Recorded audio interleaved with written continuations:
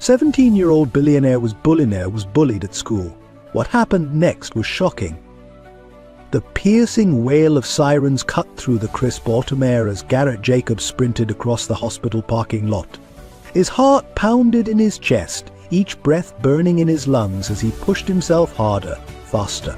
Time seemed to slow as he spotted the small figure teetering on the edge of the hospital roof, silhouetted against the setting sun. "Wait!" Garrett shouted, his voice hoarse with desperation. "Please don't do this." The figure turned, revealing the tear-stained face of a young boy, no more than 12 years old. His eyes, wide with fear and anguish, met Garrett's for a brief moment before he took a step back, closer to the edge. Garrett's mind raced, memories of his own darkest moments flashing before his eyes. And he knew the pain of feeling utterly alone, of believing the world would be better off without him. And he also knew the power of a single act of kindness, the warmth of a helping hand reaching out in the darkness. "I know it hurts," Garrett said, his voice softer now as he inched closer. "I know it feels like there's no way out, but I promise you there is. You're not alone." The boy's lip trembled, a flicker of hope battling against the despair in his eyes. "But you don't know me," he whispered, his voice barely audible over the distant sirens. "You don't know what I've done." "What's he done?" Garrett took another careful step forward, his hand outstretched. "Maybe not," he admitted. "But I know what it's like to feel lost, to feel like you're drowning and no one can see you struggling. Let me help you, please." For a moment that felt like an eternity, the world held its breath. Then, slowly, the boy reached out and took Garrett's hand. As Garrett pulled him into a tight embrace, away from the edge and back to safety, he felt a familiar ache in his chest, a bittersweet mixture of relief and shared pain. As paramedics rushed forward to take care of the boy, Garrett stepped back, his legs suddenly weak. He watched as the boy was led away, catching one last glimpse of gratitude in those young eyes before they disappeared into the crowd of emergency responders. Garrett closed his eyes, letting out a shaky breath. In that moment he was no longer on the hospital roof, but back in his own room, 3 years earlier, staring at a bottle of pills and wondering if anyone would even notice if he was gone. Garrett Jacobs grew up in a world of privilege where money flowed as freely as the champagne at his father's lavish parties. Their sprawling mansion, with its manicured lawns and marble fountains, was a testament to the Jacobs family's wealth and status. But for Garrett, it was nothing more than a gilded cage, cold and empty despite its opulence. From the outside, Garrett had everything a teenager could want. The latest gadgets, designer clothes, and a sleek sports car sat unused in the garage. Yet what he craved most, the warmth of a loving family, remained frustratingly out of reach. And his father, Alexander Jacobs, was a titan of industry, a man whose very name opened doors and commanded respect in boardrooms across the country. But within the walls of their home, Alexander was little more than a ghost, his presence marked only by the echo of phone calls and the faint scent of expensive cologne lingering in empty hallways. Garrett's mother, Evelyn, had been the heart of their family, her laughter filling the halls with a warmth that made their house feel like a home. She had a way of making everyone feel seen and valued, from the gardener to the governor. Garrett remembered how she would sneak into his room late at night, long after his father had declared it was time for bed, just to read him one more story or listen to his dreams for the future. But all that changed on a rainy Tuesday afternoon when Garrett was just 10 years old. The memory of that day was seared into his mind, the squealing of tires, the sickening crunch of metal, and then silence. In the blink of an eye, Evelyn Jacobs was gone, leaving behind a void that seemed to swallow everything in its wake. In the years that followed, Garrett watched as his father retreated further into his work, burying his grief beneath endless meetings and overseas business trips. The once vibrant home became a mausoleum filled with painful reminders of what they had lost. Garrett tried everything to break through the wall his father had built around himself.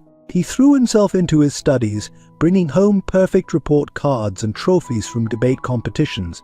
He took up piano, spending hours practicing until his fingers ached, hoping that the melodies might somehow reach his father's heart. But no matter what he achieved, Alexander's response was always the same: a distracted nod, a mumbled "good job," and then a quick retreat to his study. As the loneliness grew, Garrett found himself drawn to his mother's old volunteer work. He started small, helping out at local food banks and animal shelters. There, surrounded by people who genuinely needed help, he found a sense of purpose that had been missing from his life.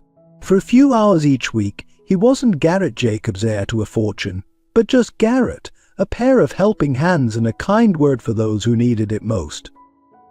But even as he found solace in helping others, the emptiness at home continued to gnaw at him. Nights were the hardest, when the silence of the house seemed to press in from all sides. Garrett would often find himself standing in front of his mother's portrait in the main hall, tracing the curve of a smile with his eyes and wondering if she would be proud of the person he was becoming.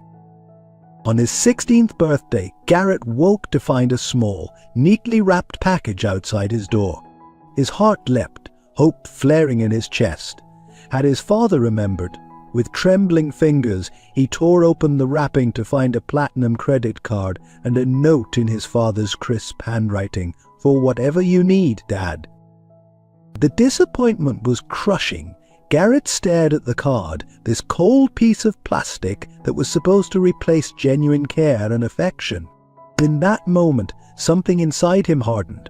He made a silent vow to himself he would find a way to make a difference in the world, with or without his father's approval. As his senior year approached, Garrett made a decision that would change the course of his life. Instead of applying to the Ivy League schools his father expected, he chose Brookside High, a public school on the other side of town. It was a chance to start fresh, to be known for who he was rather than for his family name or bank account. The night before his first day at Brookside, Garrett stood in front of his mirror, adjusting the collar of his carefully chosen, non-designer shirt. He barely recognized the person staring back at him. Gone was the polished, privileged boy who had everything handed to him. In his place stood someone determined to carve his own path, to find meaning beyond the wealth that had always defined him. As he turned to leave, his eyes fell on a small framed photo of his mother. Her eyes seemed to twinkle with the same mischievous light he remembered, and for a moment he could almost hear her voice: "Be brave, my darling. Be kind, and always, always be true to yourself." With a deep breath, Garrett squared his shoulders and headed out, ready to face whatever challenges awaited him at Brookside High. So did he know the journey ahead would test him in ways he never imagined, forcing him to confront not only the prejudices of others, but also the deepest parts of himself. The morning sun cast a warm glow over Brookside High, illuminating the freshly cut lawns and brick buildings. Garrett Jacobs stood at the entrance, taking a deep breath. The butterflies in his stomach fluttered furiously as he clutched his backpack straps, surveying the bustling courtyard. Students laughed and chattered in groups, seemingly unaware of the new presence among them. Garrett was tall for his age, with dark hair neatly combed to the side. His blue eyes scanned the scene with a mix of curiosity and apprehension. And he wore a simple navy sweater and jeans, his attire carefully chosen to blend in rather than stand out. Despite his best efforts, there was an air of quiet confidence about him, an indication of a life lived differently from the typical high school student. He walked through the courtyard, his steps measured and deliberate. The noise around him was almost overwhelming, but he maintained a calm exterior. As he approached the main building, a group of students had gathered near the entrance. "Hey, you must be new here," a boy said, stepping forward. He was lanky with sandy hair and a friendly smile. "I'm Cody." "Yeah, I'm Garrett," he replied, his voice steady but soft. He extended his hand, and Cody shook it with enthusiasm. "Welcome to Brookside. It's not as bad as it looks," Cody said with a grin. Garrett chuckled, appreciating the attempt to lighten the mood. As they walked together towards the cafeteria, Garrett noticed Cody's clothes were a bit worn, his shoes scuffed. There was a slight hesitation in Cody's steps as they approached the lunch line. "I hope you have your lunch account set up," Cody said, a hint of worry in his voice. "They can be pretty strict about it." Garrett nodded, pulling out his wallet. As Cody tried to pay for his lunch, the cashier frowned. "I'm sorry, Cody, but you don't have any credit left." Cody's face fell, and he glanced around nervously. "Oh, my parents said they would take care of it, so they must have forgotten." Garrett watched the exchange silently. He could feel Cody's embarrassment and the sympathetic glances from nearby students. Without a word, he stepped forward, handing the cashier a bill. "Here, can you put this on his account?" The cashier looked surprised but took the money. "Are you sure?" "That's a lot." Garrett nodded, avoiding Cody's questioning gaze. "It's fine. Please." Cody's relief was palpable. "Thank you, Garrett. You didn't have to do that." Garrett shrugged, offering a small smile. "No big deal. Everyone needs a little help sometimes." Their conversation was interrupted by a loud laugh from across the room. Aaron, a tall, athletic student with a cocky demeanor, was holding court with his friends. He glanced over at Garrett and Cody, his expression turning from amusement to disdain. "Who's the new charity case?" Aaron called out, loud enough for the cafeteria to hear. His friend snickered, and Garrett felt a pang of irritation. Ignoring the comment, Garrett and Cody found a table at the far end of the cafeteria. "I don't mind Aaron," Cody said quietly. "He's always like that. Thinks he runs the place." Garrett nodded, but his eyes lingered on Aaron. There was something in the way Aaron carried himself that Garrett had seen before, back at his old school. It was the look of someone who needed to assert control to hide their own insecurities. As the lunch period wore on, Garrett and Cody talked more. Cody shared bits about his life, his parents' recent struggles, and how he was trying to keep his grades up despite everything. Garrett listened intently, offering quiet encouragement and sharing little about his own life. By the time the bell rang signaling the end of lunch, Garrett felt a sense of connection with Cody. As he walked to his next class, he could feel Aaron's eyes on him, the first sparks of an unspoken rivalry igniting in the air. The rest of the day passed in a blur of new faces, unfamiliar classrooms, and the constant hum of activity that defined high school life. Garrett found himself both exhausted and exhilarated by the time the final bell rang. As he made his way towards the exit, a girl with auburn hair and kind eyes fell into step beside him. "You're Garrett, right?" she asked. "I'm CLA. I saw what you did for Cody at lunch. That was really nice of you." Garrett felt a flush of embarrassment. "It wasn't a big deal," he mumbled. CLE smiled. "Maybe not to you, but it meant a lot to Cody and to me. He's my best friend, and things have been tough for him lately." As they walked, CLA filled Garrett in on some of the unspoken dynamics at Brookside High. The school sat on the border between two very different neighborhoods, one affluent, the other struggling. This created a stark divide among the student body, with tensions often running high. "It's not always obvious," CLA explained, her voice low. "But there's a lot of discrimination that goes on here. The administration tries to ignore it, but it's there if you know where to look." Garrett felt a knot forming in his stomach. He had chosen Brookside to escape the privilege of his old life, but it seemed he had stepped into a whole new set of challenges. As they reached the parking lot, CLA touched his arm lightly. "Listen, a bunch of us are getting together at the park this weekend to study and hang out. You should come if you're free." Garrett hesitated for a moment before nodding. "Yeah, that sounds great, thanks." As he watched CLA walk away, Garrett felt a mix of emotions washing over him. He had come to Brookside seeking a fresh start, a chance to define himself on his own terms. But now, standing in the fading afternoon light, he realized that his journey was just beginning. The sound of laughter drew his attention, and he saw Aaron and his friends piling into an expensive sports car. Aaron caught Garrett's eye and smirked before peeling out of the parking lot in a cloud of dust. Garrett took a deep breath, squaring his shoulders. He had faced challenges before, and he would face them again. As he began the walk home, his mind was already racing with thoughts of how he could make a difference at Brookside High. Little did he know, the decisions he would make in the coming weeks and months would not only change his life, but the lives of everyone around him. The stage was set for a year of growth, conflict, and unexpected alliances that would shake Brookside High to its very foundations.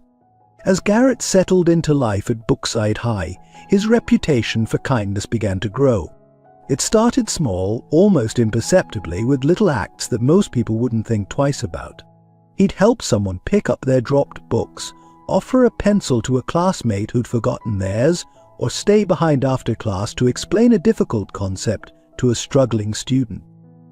But as days turned into weeks, these small gestures began to add up. People started to notice the new kid who always seemed to be there when someone needed a hand. Garrett didn't do it for recognition or praise. He did it because it was the right thing to do, because he remembered what it felt like to be alone and in need of kindness.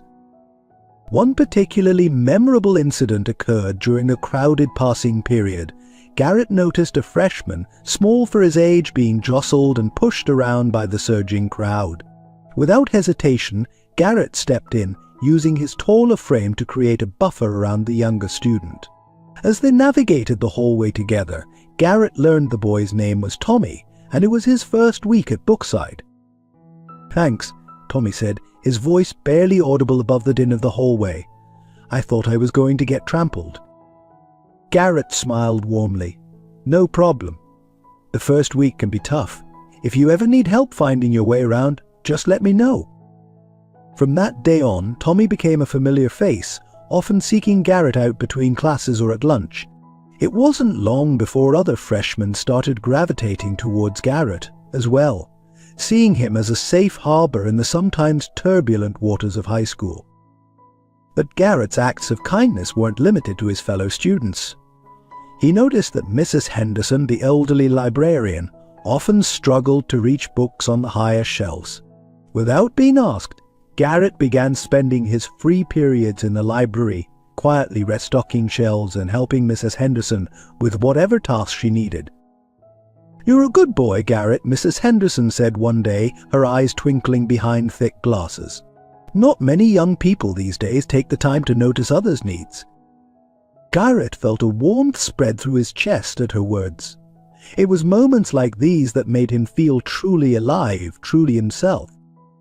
However, not everyone at Brookside appreciated Garrett's growing reputation. Aaron and his group of friends watched with increasing annoyance as Garrett's influence spread. To them, Garrett's kindness was a threat to the social order they had worked so hard to establish. "Look at him," Aaron sneered one day, watching as Garrett helped a girl with her heavy art portfolio. "Always playing the hero, it's pathetic." But even as Aaron's hostility grew, others were drawn to Garrett's genuine warmth. CLA and Cody became his closest friends, and together they formed a tight-knit group that began to challenge the unspoken divisions at Brookside. One afternoon, Garrett noticed Cody staring dejectedly at a flyer for the school's annual academic decathlon. "You thinking of signing up?" Garrett asked. Cody shook his head, a bitter smile on his face. "No point. They never pick kids from my neighborhood for the team. It's always the rich kids from the north side." Garrett felt a familiar surge of indignation. "That's not right. You're one of the smartest people I know. You should definitely try out." With some encouragement from Garrett and CLA, Cody reluctantly agreed to sign up. On the day of the tryouts, Garrett and CLA sat in the back of the auditorium, silently cheering Cody on as he answered question after question with confidence and precision. When the team roster was posted a week later, Cody's name was on it. The look of pure joy and disbelief on his face when he saw it was something Garrett would never forget. "Oh, I can't believe it," Cody said, his voice choked with emotion. "I never thought I'd have a chance." Garrett squeezed his friend's shoulder. "You earned it, Cody. You belong on that team." But even as Garrett celebrated his friend's success, he couldn't shake the feeling that this was just the beginning. The more he saw of life at Brookside, the more he realized how deep the inequalities ran. It wasn't just about academic teams or lunch accounts, it was about opportunities, expectations, and the very future that students could imagine for themselves. Garrett found himself lying awake at night, his mind racing with thoughts of how he could make a real difference. He knew that small acts of kindness were important, but he also felt a growing urgency to address the larger systemic issues at play. One evening, as he sat at his desk, trying to focus on homework, his eyes fell on a framed photo of his mother. Her smile, frozen in time, seemed to hold a challenge. "What are you going to do about it?" her eyes seemed to ask. Garrett took a deep breath, feeling a sense of purpose settle over him. He didn't have all the answers, but he knew he had to try. With renewed determination, he opened his laptop and began researching educational inequality and student advocacy. As the screen glowed in the dimness of his room, Garrett felt a mix of excitement and trepidation. He was stepping into unknown territory, potentially risking the fragile sense of belonging he had built at Brookside. But deep down, he knew it was the right thing to do. Little did Garrett know his actions in the coming weeks would set in motion a chain of events that would challenge the very foundations of Brookside High, forcing everyone, students, teachers, and administrators alike, to confront the uncomfortable truths they had long ignored. The stage was set for a battle that would test Garrett's resolve, challenge his friendships, and ultimately reveal the true strength of his character. As he closed his laptop and got ready for bed, Garrett couldn't shake the feeling that everything was about to change.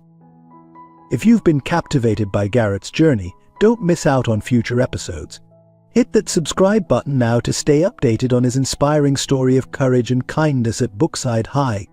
As autumn leaves began to paint Brookside in shades of gold and crimson, Garrett found himself settling into a routine. School, study sessions with Cody and CLA, and his part-time job at Mercy General Hospital filled his days.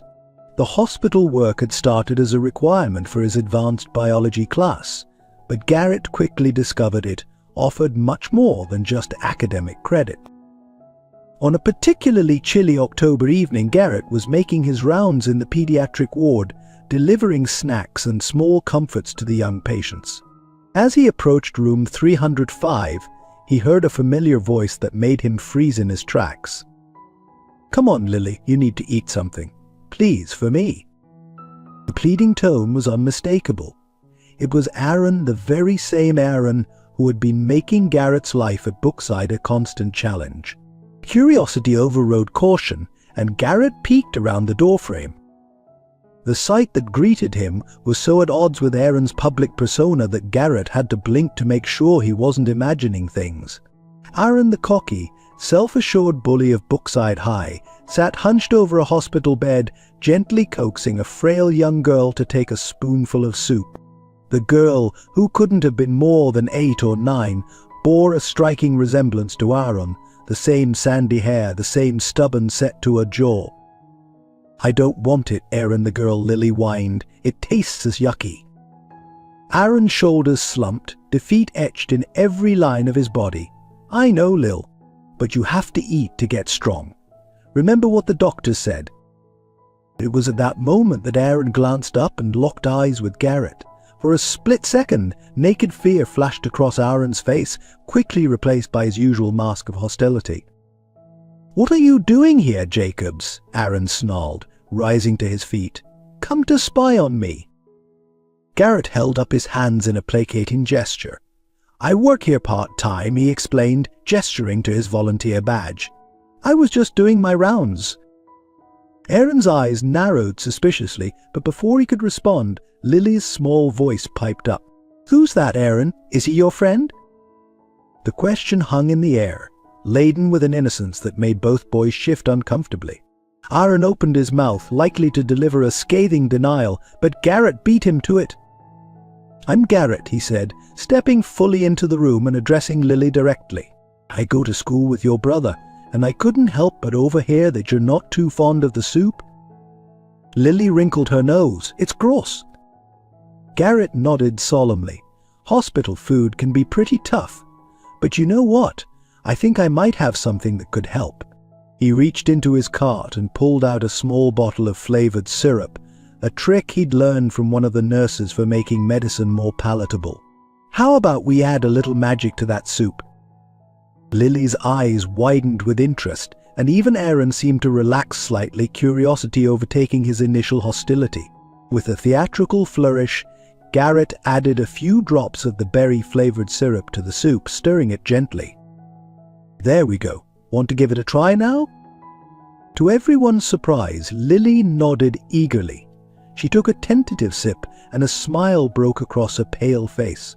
"It's good," she exclaimed, taking another spoonful. The relief on Aaron's face was palpable. He watched in amazement as his sister, who had been refusing food all day, finished the entire bowl of soup. And when Lily finally put down the spoon, her eyelids growing heavy, Aaron turned to Garrett with a mix of gratitude and confusion. "Thanks," he muttered, the word seeming to cost him great effort. I didn't know you worked here." Garrett shrugged. "Like I said, it's a part-time thing. I like helping out where I can." An awkward silence fell between them, years of animosity warring with this new, unexpected moment of connection. Finally, Aaron spoke again, his voice low and strained. "Listen, about Lily, I'd appreciate it if you didn't tell anyone at school. She's been sick for a while, and I don't want people's pity or—" "I won't say anything," Garrett interrupted, understanding immediately. "It's not my story to tell." Aaron nodded, relief evident in the slight relaxation of his shoulders. As Garrett turned to leave, he heard Aaron's voice once more. "Garrett, thanks for real." In that moment, something shifted between them. It wasn't friendship, not by a long shot, but it was a crack in the wall of hostility that had defined their relationship since Garrett's arrival at Brookside. As Garrett continued his rounds that night, his mind whirled with this new information. The Aaron he had seen in that hospital room was so far removed from the swaggering bully at school that it was hard to reconcile the two. It made Garrett wonder what other hidden struggles his classmates might be facing, what unseen battles they fought behind closed doors. The realization hit him like a physical blow. He had been so focused on the obvious inequalities at Brookside, the clear divide between the haves and have-nots, that he had overlooked the more subtle, personal challenges that cut across all social lines. Aaron's situation was a stark reminder that appearances could be deceiving, that everyone, regardless of their background or behavior, had their own burdens to bear. This epiphany sparked a new determination in Garrett. He realized that truly making a difference at Brookside wouldn't just be about addressing systemic inequalities, though that remained vitally important. It would also require fostering a culture of empathy and understanding, creating a space where students felt safe to be vulnerable, to share their struggles and support one another. As he finished his shift and headed home, the cool night air crisp against his face, Garrett felt a renewed sense of purpose. The path ahead would be challenging, fraught with obstacles, both expected and unforeseen, but he was more convinced than ever that it was a path worth taking. Little did Garrett know, the events set in motion that night in the hospital would soon spiral far beyond his control, testing his resolve, his relationships, and his very identity in ways he could never have imagined. A real battle for the soul of Brookside High was just beginning, and Garrett would find himself at its very center. The following weeks at Brookside High were marked by a palpable tension. Garrett's encounter with Aaron at the hospital had shifted something in their dynamic, but it wasn't immediately apparent to the rest of the student body.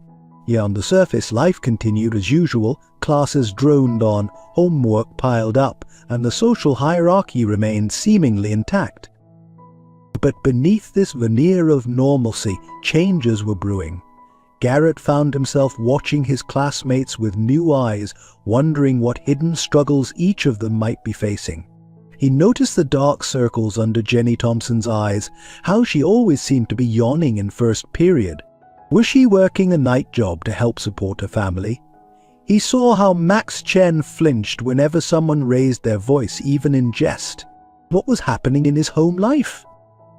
These observations fueled Garrett's determination to make a difference. He began by approaching Mr. Hendricks, the school counselor, with an idea for a peer support group. "I think a lot of students are dealing with things they don't feel comfortable talking about," Garrett explained. "Maybe if we had a safe space where everyone could share without judgment." The Mr. Hendricks listened intently, his brow furrowed in thought. "It's an interesting idea, Garrett," he said finally, "but I'm not sure the administration would go for it. They tend to prefer, well, let's say they like to keep things looking good on paper." Garrett felt a flare of frustration. But isn't helping students more important than looking good?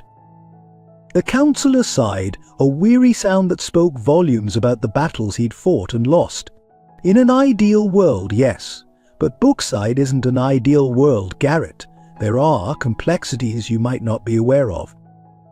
Undeterred, Garrett decided to take matters into his own hands. With CLA and Cody's help, he began organizing informal meetups after school.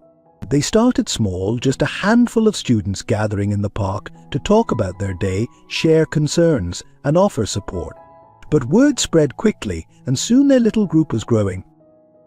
It was during one of these meetups that Garrett noticed Aaron hovering at the edge of the park, watching them with an unreadable expression.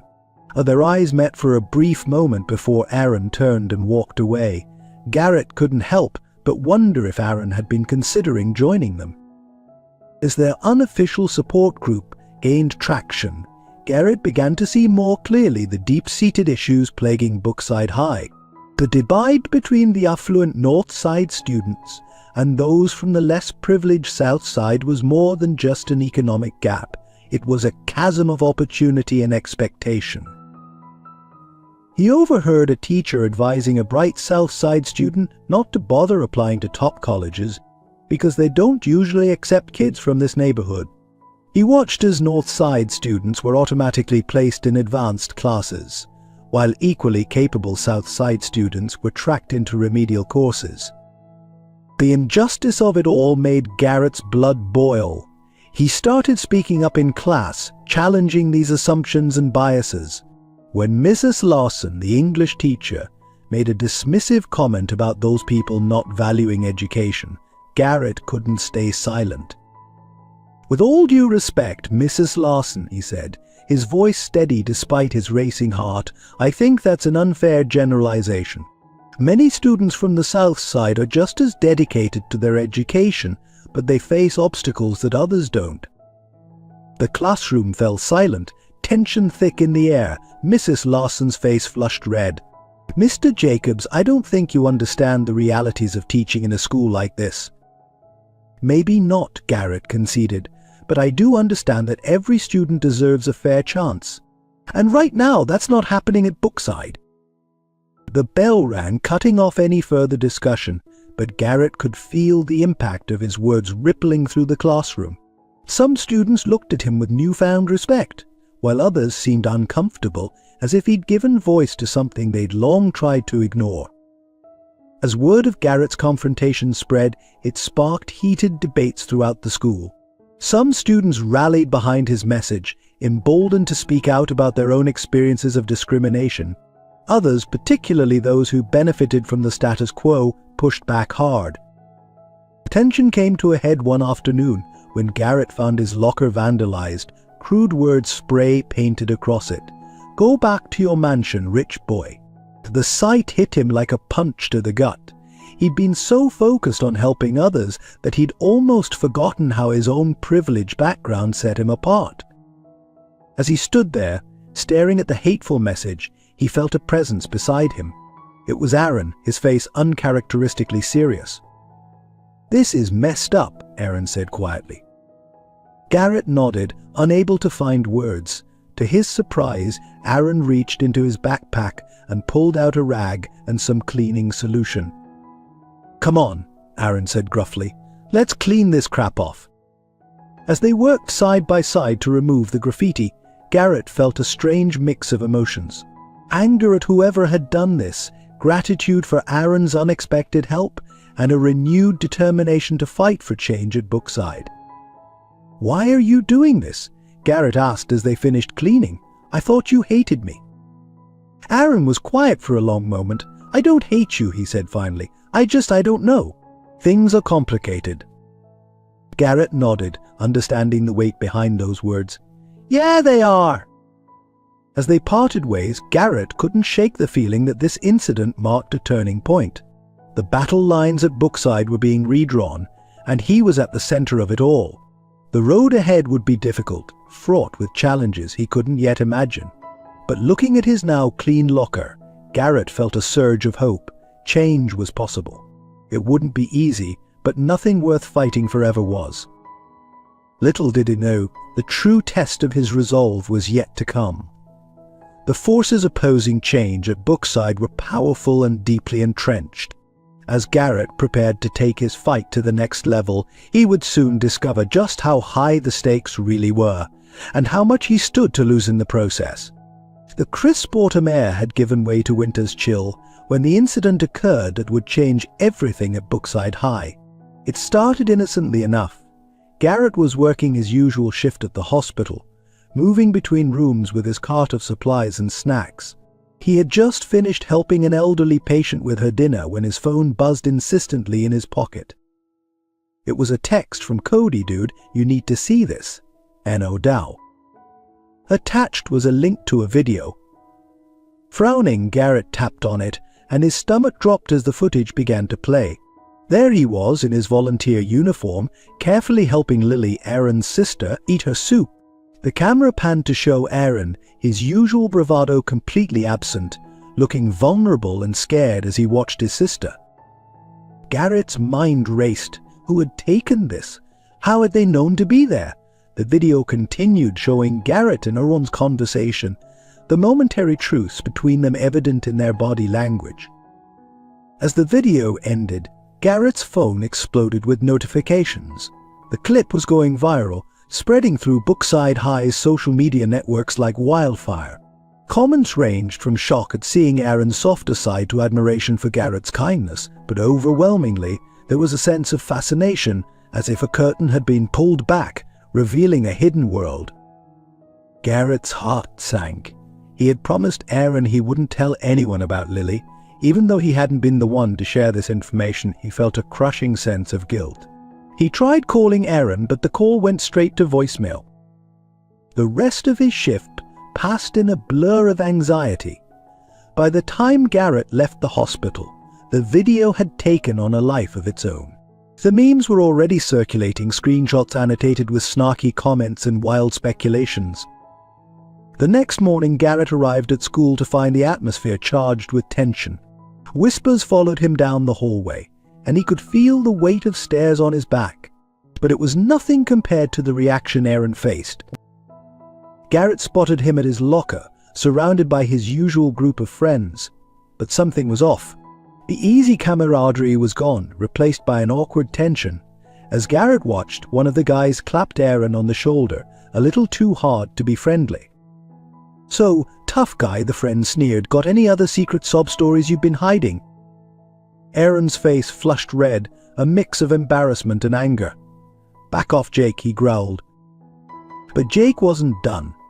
I mean, who would have thought? Aaron the softie, spoon-feeding his little sis. It's almost sweet. His voice dripped with sarcasm.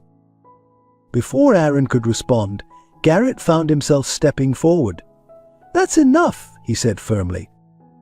Jake turned, surprise flickering across his face before it settled into a mocking grin. "Well, if it isn't the star of the show, come to defend your new bestie?" Garrett took a deep breath, keenly aware of the growing crowd around them. "This isn't about me or Aaron," he said, his voice steady. "This is about basic human decency. Would any of you act differently if it was your sister in that hospital bed?" A hush fell over the hallway. Jake opened his mouth, then closed it again, unable to find a retort. Garrett continued, his words gaining strength. "We all have struggles we don't show the world. That doesn't make us weak, it makes us human. And maybe, just maybe, if we spent less time judging each other and more time supporting each other, this school would be a better place for everyone." For a moment, no one moved. Then, slowly, CLA stepped forward to stand beside Garrett. Cody followed, then a few others. Even some of Aaron's friends shifted, moving away from Jake and closer to Aaron. The bell rang, breaking the spell. As students began to disperse, Garrett caught Aaron's eye. There was a mix of emotions there, anger, confusion, and something that might have been gratitude. But the moment was short-lived. As Garrett turned to head to class, he felt a hand grab his arm. It was Principal Hargrove, his face a mask of barely contained fury. "Mr. Jacobs," he said, his voice low and dangerous. "My office. Now." As Garrett followed the principal down the hallway, he could feel the eyes of the entire school on him. He had known there would be consequences for speaking out, for challenging the status quo, but he hadn't expected them to come so soon or so forcefully. In Principal Hargrove's office, Garrett found himself facing not just the principal, but also Mr. Worthington, the head of the school board. The atmosphere was tense, the air thick with unspoken accusations. "Mr. Jacobs," Principal Hargrove began, his tone icy, "are you aware of the trouble you've caused with this video?" Garrett straightened his spine, meeting the principal's gaze steadily. "I didn't take or share that video, sir. But I stand by my actions in it and what I said in the hallway just now." Mr. Worthington leaned forward, his expensive suit crinkling. "Young man, you don't seem to understand the delicate balance we maintain at this school. Your actions, your words, they're disrupting that balance." "With all due respect, sir," Garrett replied, feeling a surge of courage, "maybe that balance needs to be disrupted. There's real inequality at Brookside, real problems that aren't being addressed." The two men exchanged glances, a silent communication that sent a chill down Garrett's spine. "I'm afraid, Mr. Jacobs," Principal Hargrove said slowly, "that your continued presence at this school may no longer be tenable. We'll be contacting your parents to discuss your future at Brookside High." The words hit Garrett like a physical blow. Expulsion? He had known there might be consequences, but this. As he left the office, his mind reeling, Garrett found the hallway unexpectedly crowded. Word had spread fast, and students from all grades, all social groups, had gathered. There was CLA and Cody, of course, but also members of the debate team, the art club, even some of Aaron's friends. And there, at the edge of the crowd, was Aaron himself. Their eyes met, and Aaron gave a small, almost imperceptible nod. In that moment, Garrett realized that whatever happened next, he wouldn't be facing it alone. The battle for Brookside High was far from over. In fact, it was just beginning. And as Garrett looked at the faces of his fellow students, some supportive, some curious, some still wary, he knew that the real test of his convictions was yet to come. The video that had seemed like a disaster might just be the spark that ignited real change. But change never comes easy, and the forces aligned against Garrett were powerful. As he walked through the crowd, hearing whispers of support, and seeing nods of encouragement, Garrett steeled himself for the fight ahead. Whatever the cost, he was determined to see this through, for himself, for his friends, and for every student at Brookside who had ever felt voiceless or overlooked. The road ahead would be hard, but standing there surrounded by his peers, Garrett felt a glimmer of hope. Maybe, just maybe, they could rewrite the story of Brookside High together. The news of Garrett's potential expulsion spread through Brookside High like wildfire. By lunchtime, the cafeteria was buzzing with heated discussions and whispered debates. Garrett sat with CLA and Cody, picking at his food, his mind still reeling from the morning's events. "They can't actually expel you, can they?" Cody asked, his voice tight with worry. "I mean, you didn't even do anything wrong." CLA nodded in agreement. "It's completely unfair. You were just standing up for what's right." Garrett sighed, pushing his tray away. "I don't know, guys." Principal Hargrove seemed pretty serious, and with Mr. Worthington involved, he trailed off, the weight of the situation settling heavily on his shoulders. As they talked, Garrett noticed a commotion at the far end of the cafeteria. A group of students had gathered around someone, their voices rising in excitement. Curious, Garrett craned his neck to see what was happening. To his surprise, he saw Aaron standing on a table, his face flushed but determined. "Listen up, everyone." Aaron called out, his voice carrying across the now quiet room. "I've got something to say." The cafeteria fell silent, all eyes turning to Aaron. Garrett held his breath, unsure of what to expect. "You've all seen the video," Aaron began, his voice wavering slightly before steadying. "And yeah, that's my sister in the hospital. She's been sick for a long time and it's been hard." He paused, taking a deep breath. "I know I haven't always been the nicest guy. I've said and done things I'm not proud of. But Garrett, he helped my sister when he didn't have to. He didn't know who she was, he just saw someone who needed help, and he stepped up." Aaron's eyes found Garrett's across the room, and now they want to expel him for being a decent human being. For calling out the BS that goes on in this school every day. That's not right. A murmur of agreement rippled through the crowd. Aaron continued, his voice growing stronger. "We all know there are problems at Brookside. The way some students are treated differently because of where they live or how much money their parents have. The way some teachers write kids off before even giving them a chance. It's not fair, and it's not okay." Garrett watched in amazement as Aaron, the same guy who had tormented him for weeks, stood up for him and echoed the very concerns Garrett had been voicing. "I'm not saying Garrett's perfect," Aaron added with a wry smile. "God knows he's annoyed the hell out of me plenty of times. But he's trying to make things better for all of us. And if the school wants to punish him for that, then maybe we need to take a stand too." As Aaron finished speaking, the cafeteria erupted in applause and cheers. Students from all corners of the room stood up, voicing their support. Garrett felt overwhelmed by the sudden outpouring of solidarity. In the midst of the chaos, Garrett's phone buzzed. It was a text from his father, coming to the school now. "We need to talk." Garrett's heart sank. He had been so caught up in the events at school that he had almost forgotten about his parents' reaction. Supportive as his classmates were being, would it be enough to sway his father and the school administration? As he made his way to the principal's office, Garrett was surprised to find a crowd of students lining the hallway. They nodded to him as he passed, some reaching out to pat his shoulder or offer words of encouragement. It was a far cry from the isolation he had felt just weeks ago.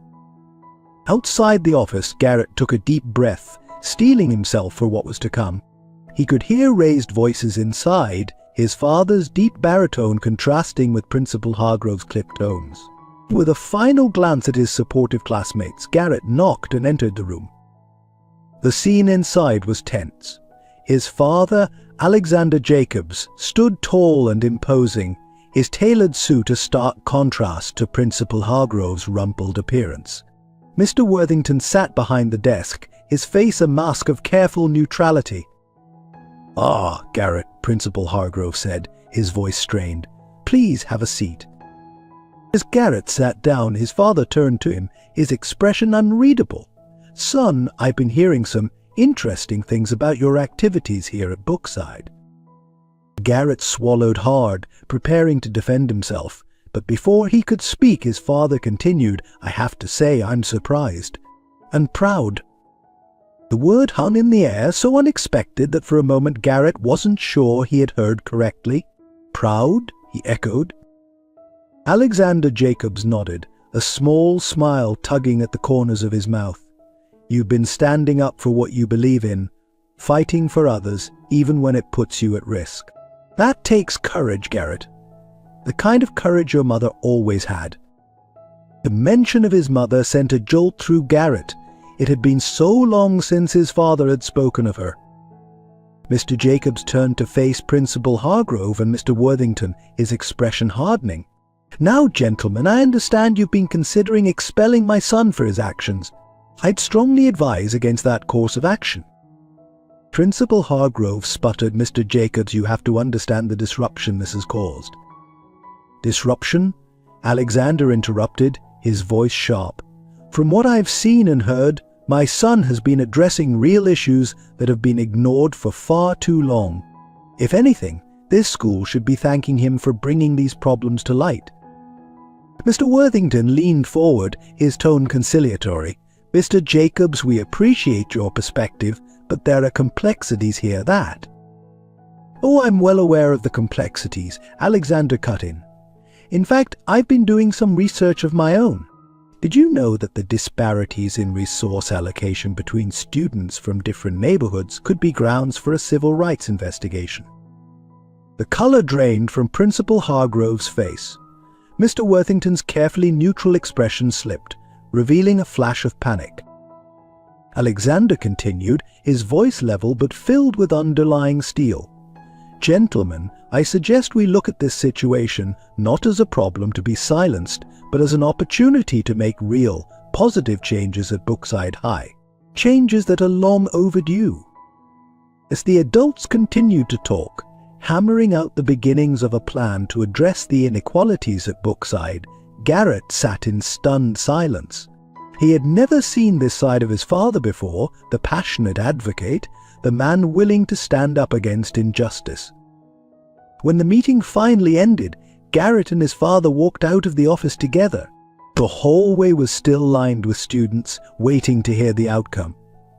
As whispers spread that Garrett wouldn't be expelled, cheers erupted. In the midst of the celebration, Garrett turned to his father. "Dad, I thank you. I didn't expect."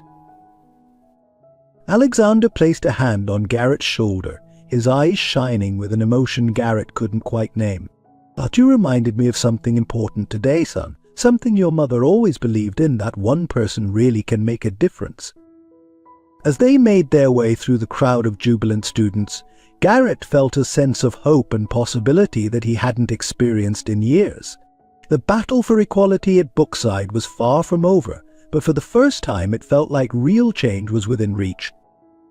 And more than that, Garrett felt like he had finally found his place, not just at Brookside but in his own family. As he caught sight of CLA Cody and even Aaron waiting for him at the end of the hall, Garrett realized that he had found something he had been searching for all along, a sense of purpose and a community to share it with. The road ahead would still be challenging, filled with obstacles and setbacks. But looking at the faces of his friends, his classmates, and his father, Garrett knew that whatever came next, he wouldn't be facing it alone. Together, they had the power to reshape Brookside High and perhaps even the world beyond its walls. As the final bell rang, signaling the end of a day that had changed everything, Garrett stepped forward into a future bright with possibility, ready to continue the fight for justice and equality, one small act of kindness at a time. In the weeks that followed, Brookside High underwent a transformation that few could have predicted. The threat of expulsion had turned into an opportunity for real change, and Garrett found himself at the center of it all. The school board, under pressure from both students and parents, established a task force to address the inequalities at Brookside. To everyone's surprise, they invited Garrett to be a part of it. Alongside him were CLA, representing the student council, Aaron, whose unexpected support had turned the tide, and a mix of teachers, administrators, and community members. Their first meeting was tense, filled with uncomfortable silences and barely concealed skepticism. But as Garrett shared his experiences and the stories he'd gathered from other students, the mood began to shift. And even the most resistant members of the task force couldn't deny the reality of the situation when faced with concrete examples and data. "It's not just about resources," Garrett explained, his voice steady as he addressed the group. "And it's about expectations and opportunities. When a teacher tells a student not to bother applying to top colleges because of where they live, that's not just discouraging, it's actively harmful."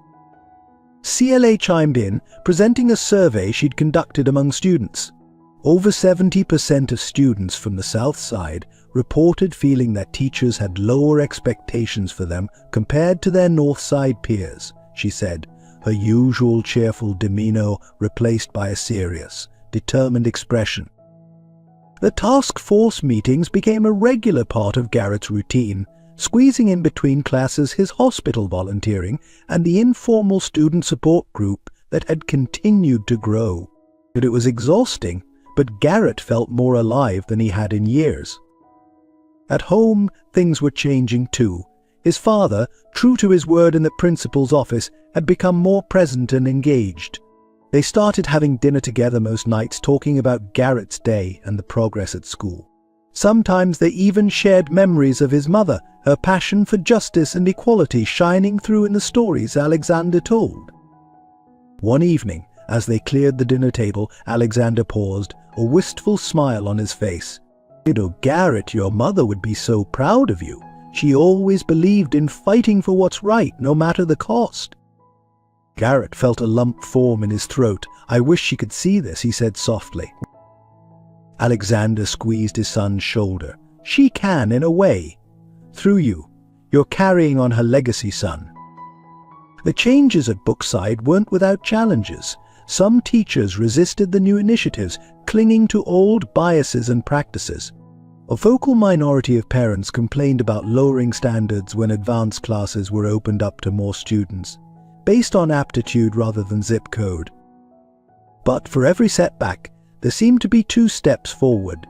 Garrett watched with pride as Cody, who had once been discouraged from even trying, was accepted into a prestigious summer program for aspiring engineers. He saw Southside students joining clubs and teams they had previously felt excluded from, bringing fresh perspectives and talents. Perhaps the most surprising development was Garrett's evolving relationship with Erin. What had started as a grudging truce grew into a genuine friendship. They often found themselves working late on task force proposals, their different backgrounds and experiences combining to create innovative solutions. "You know," Erin said one night as they were leaving the school, "I never thought I'd say this, but I'm glad you came to Brookside, Garrett. You've changed things around here. You've changed me." Garrett smiled, remembering their initial animosity. "We've all changed, Erin. That's what growth is all about." As the school year drew to a close, the task force prepared to present their recommendations to the school board and the wider community. The night before the presentation, Garrett couldn't sleep. He found himself wandering down to the kitchen, only to find his father already there, 2 mugs of hot chocolate waiting. "Nervous about tomorrow?" Alexander asked, sliding one mug towards Garrett. Garrett nodded, wrapping his hands around the warm mug. "What if it's not enough? What if we can't convince them?" Alexander leaned back, considering his words carefully. "Garrett, change, real, lasting change, doesn't happen overnight. What you and your friends have started here, it's just the beginning. There will be setbacks, moments when it feels like you're not making any progress.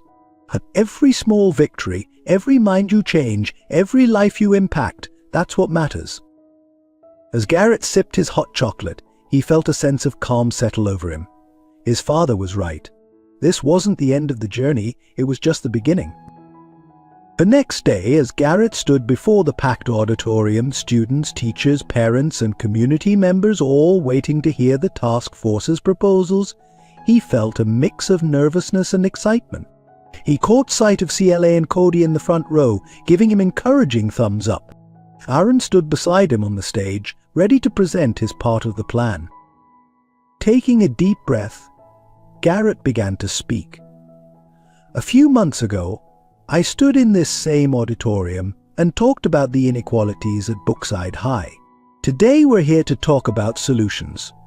Real, concrete steps we can take to make our school a place where every student has the opportunity to thrive." As he spoke, Garrett could feel the energy in the room shifting. There were nods of agreement, murmurs of approval. When he finished, the applause was thunderous.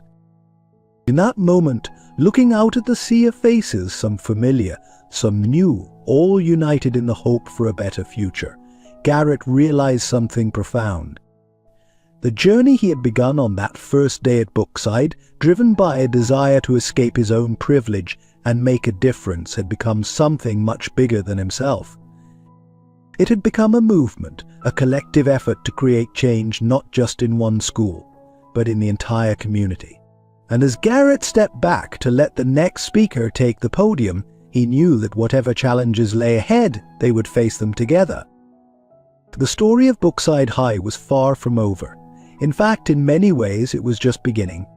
But with every small act of kindness, every challenge to the status quo, every voice raised in support of equality. They were writing a new chapter, one of hope, growth, and the power of unity in the face of adversity. As Garrett took his seat, he caught his father's eye in the audience. Alexander gave him a proud smile and a subtle nod, a gesture that spoke volumes.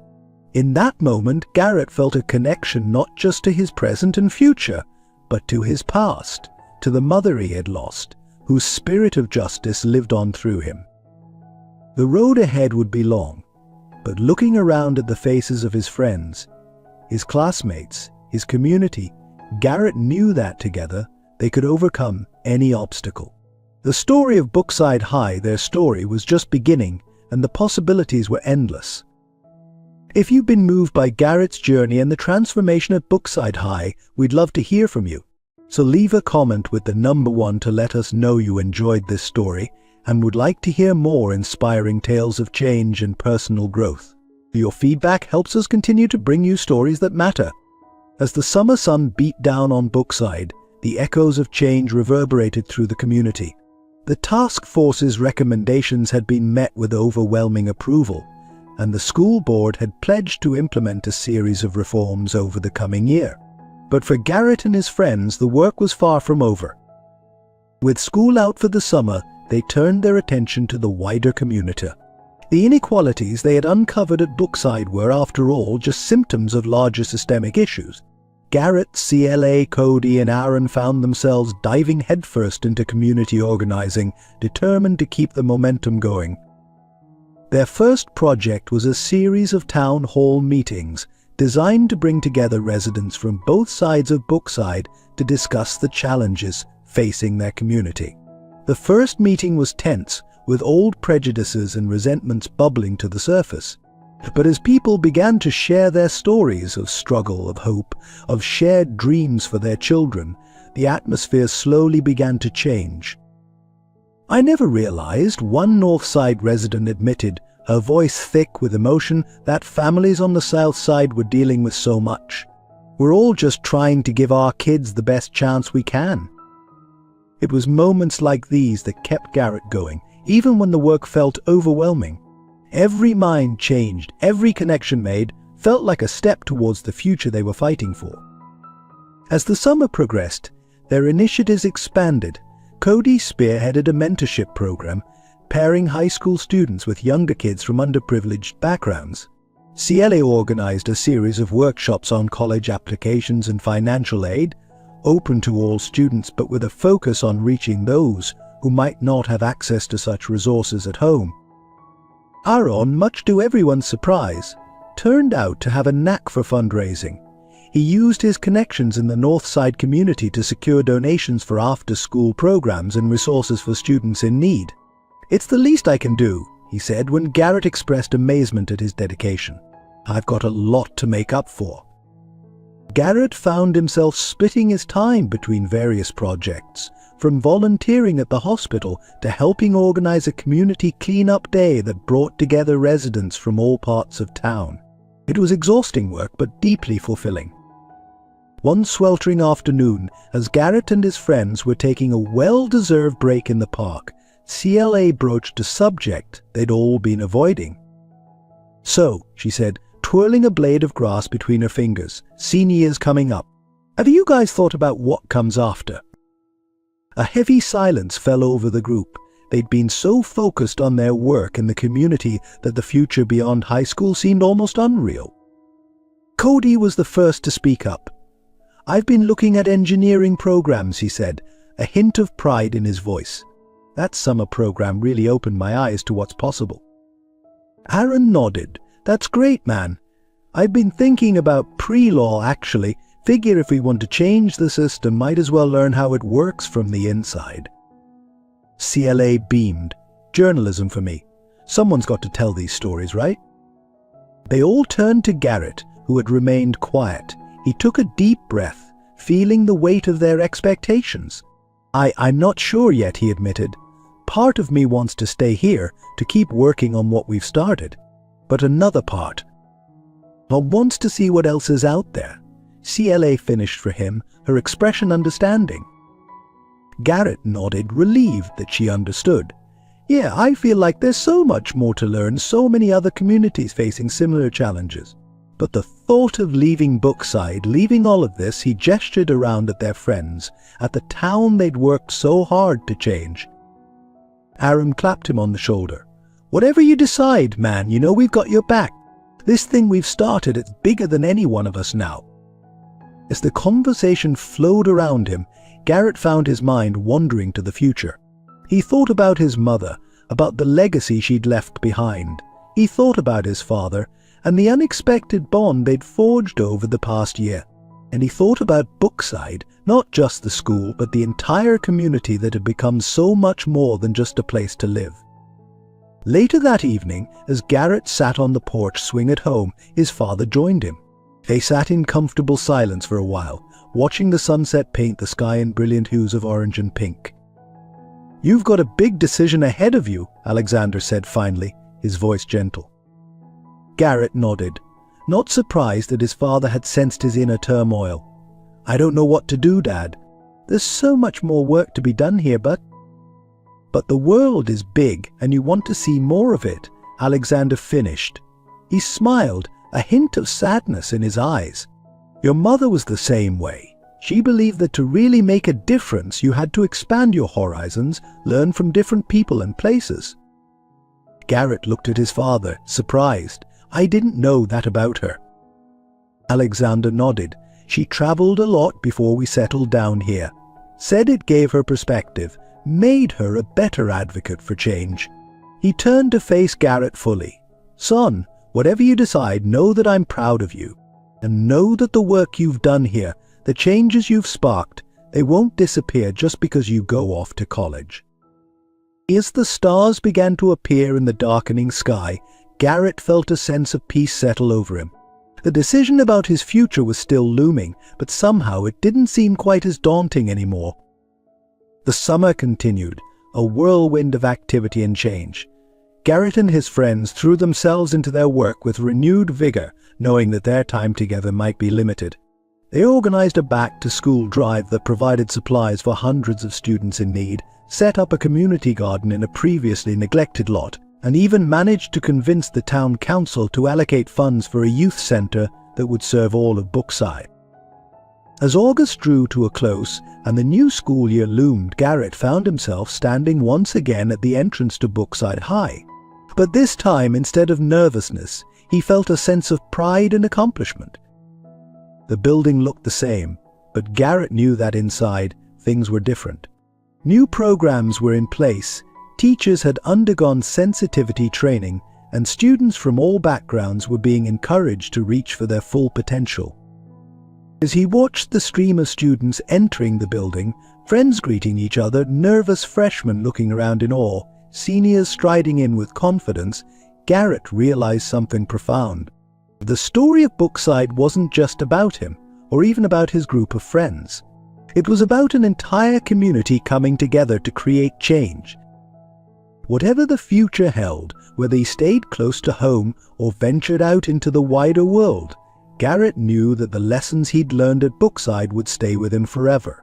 The power of kindness, the importance of standing up for what's right, the strength found in unity, these were gifts he would carry with him always.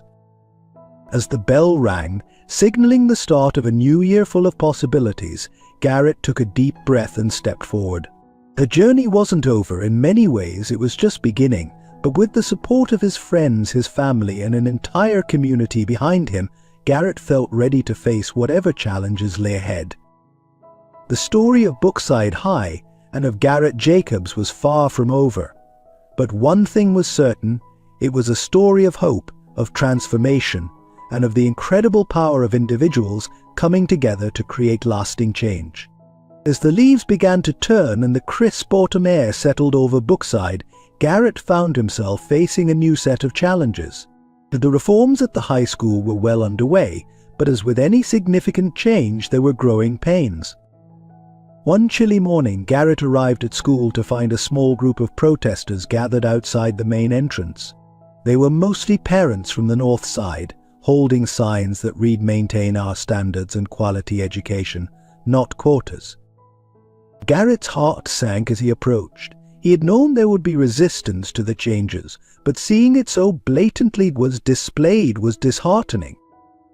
"Garrett," CLA called out, jogging up to him. Her face was flushed with a mix of anger and determination. "Can you believe this?" Before Garrett could respond, one of the protesters, a middle-aged woman with perfectly coiffed hair, stepped forward. "You must be Garrett Jacobs," she said, her voice dripping with disdain. "The boy who thinks he can social engineer our school." Garrett took a deep breath, remembering the conflict resolution techniques they'd practiced in the task force meetings. "Ma'am, I understand you have concerns. Would you be willing to discuss them? I'd love to hear your perspective." The woman seemed taken aback by his calm response. She hesitated for a moment before nodding curtly. "Fine, let's talk." As Garrett engaged in conversation with the protesters, more students began to arrive. Some looked confused, others angry. Aaron and Cody pushed through the crowd to join Garrett and CLA. "What's going on?" Cody asked, his eyes wide as he took in the scene. "Looks like we've got some explaining to do," Aaron muttered, his jaw set in determination. For the next hour, Garrett and his friends talked with the protesters, listening to their concerns and addressing them as best they could. It wasn't easy. Years of ingrained beliefs and fears didn't disappear in a single conversation. So by the time the first bell rang, there was a noticeable shift in the atmosphere. "I still don't agree with everything you're doing," the woman who had first approached Garrett said, "but I appreciate you taking the time to listen. Maybe we could set up a meeting with the task force to discuss this further." Garrett nodded, feeling a glimmer of hope. "I think that's a great idea. Thank you for being open to dialogue." As the protesters dispersed and students filed into the school, Principal Hargrove approached Garrett and his friends. His face was a mix of concern and admiration.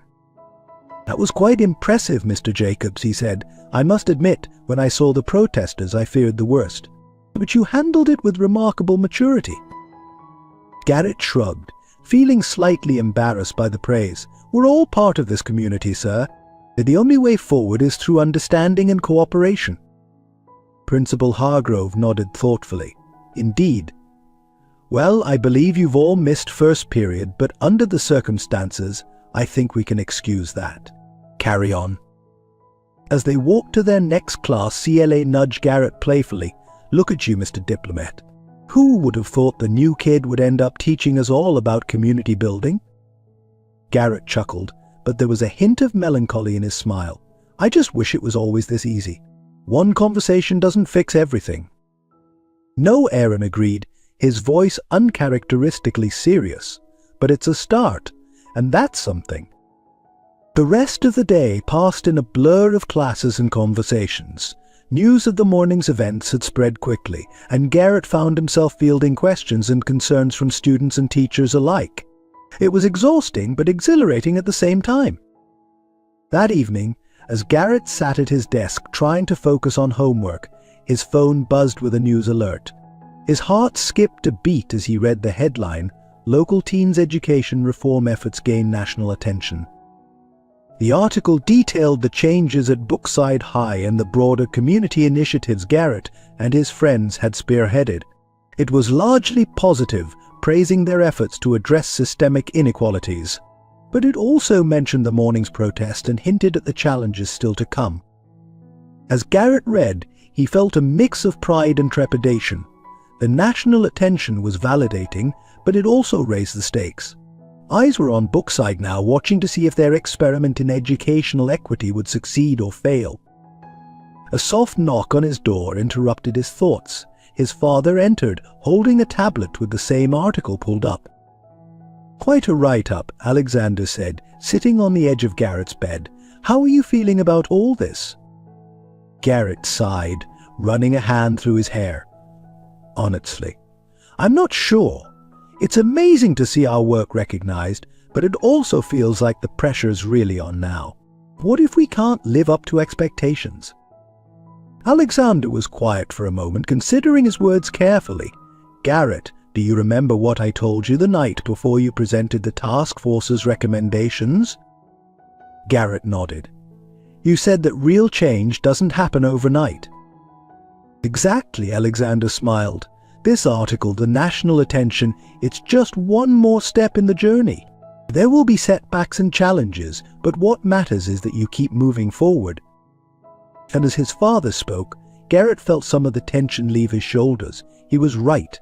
This wasn't the end goal, it was just another part of the process. Thanks, Dad, Garrett said softly.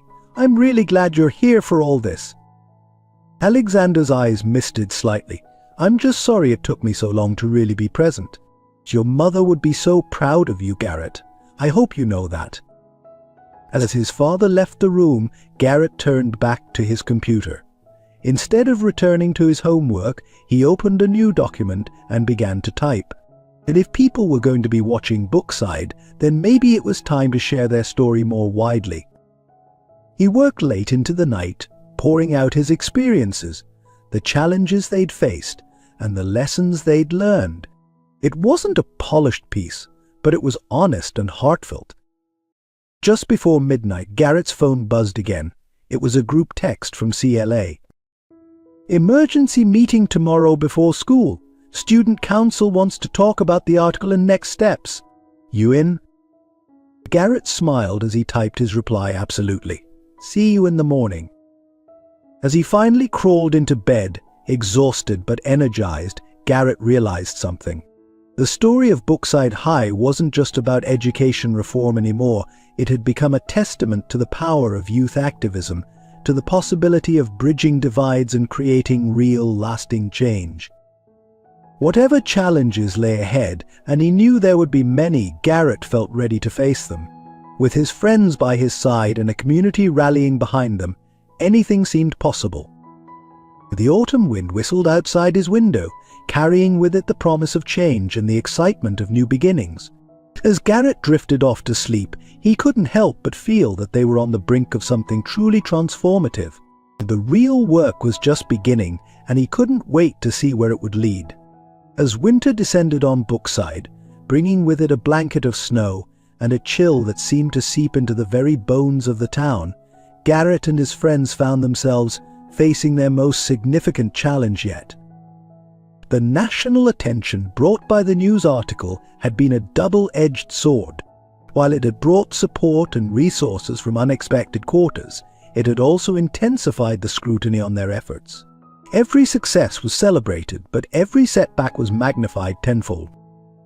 One frosty morning, Garrett arrived at school to find CLA waiting for him at the entrance, her face tight with worry. "We've got a problem," she said without preamble. "The school board is meeting tonight to discuss concerns about the new programs." Garrett felt his stomach drop. What kind of concerns? CLA handed him a printout of an email she'd received from her contact on the board. Some of the North Side parents are claiming that the new inclusive policies are bringing down the overall academic performance of the school. They're pushing for a return to the old tracking system. As they walked to their first class, Garrett's mind raced. They had anticipated resistance, but this felt like a direct threat to everything they'd worked for. "We need to mobilize," he said, pulling out his phone to send a group text to their core team. "Emergency meeting at lunch." The day passed in a blur of whispered conversations and hurried planning between classes. By lunchtime, a sizable group had gathered in an empty classroom, faces grim but determined. "All right," Garrett began, looking around at the assembled students. "We all know what's at stake here. If the school board decides to roll back these changes, it's not just about Bookside High anymore. It could set a precedent for other schools facing similar challenges." Aaron, who had been uncharacteristically quiet, spoke up. "My dad's on the board," he said, his voice low. "He told me last night that there's a lot of pressure from some of the wealthier families. They're threatening to pull their kids out of Bookside if things don't change back." A murmur of anger rippled through the room. Cody slammed his hand on a desk. "That's not fair. We've only just started to see real progress. How can they judge so quickly?" "They're scared," CLA said, her tone thoughtful. "Change is hard, and they're worried about their own kids' futures. We need to show them that this new system benefits everyone, not just the students from the South Side." Garrett nodded, feeling a spark of inspiration. "You're right, KLA. We need to change the narrative. This isn't about taking opportunities away from some students to give to others. It's about creating a better learning environment for everyone." For the next hour, they brainstormed furiously. Ideas flew back and forth, testimonials from students who had benefited from the new programs, data showing overall improvements in academic performance, proposals for addressing the concerns of worried parents without compromising their core mission. As the final bell rang, signaling the end of lunch, Garrett felt a renewed sense of purpose. "Okay, team," he said, standing up. "We've got our work cut out for us. Let's split up the tasks and meet back here after school to finalize our presentation for the board meeting." The afternoon passed in a whirlwind of activity. Garrett and his friends worked tirelessly, gathering statistics, preparing speeches, and rallying support from other students and sympathetic teachers. As the hour of the board meeting approached, they gathered once more to review their strategy.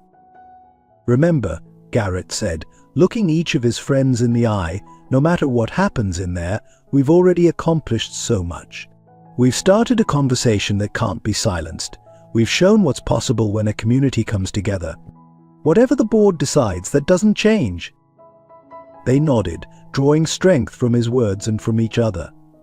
As they walked towards the school auditorium, where the meeting was being held, Garrett felt a hand on his shoulder.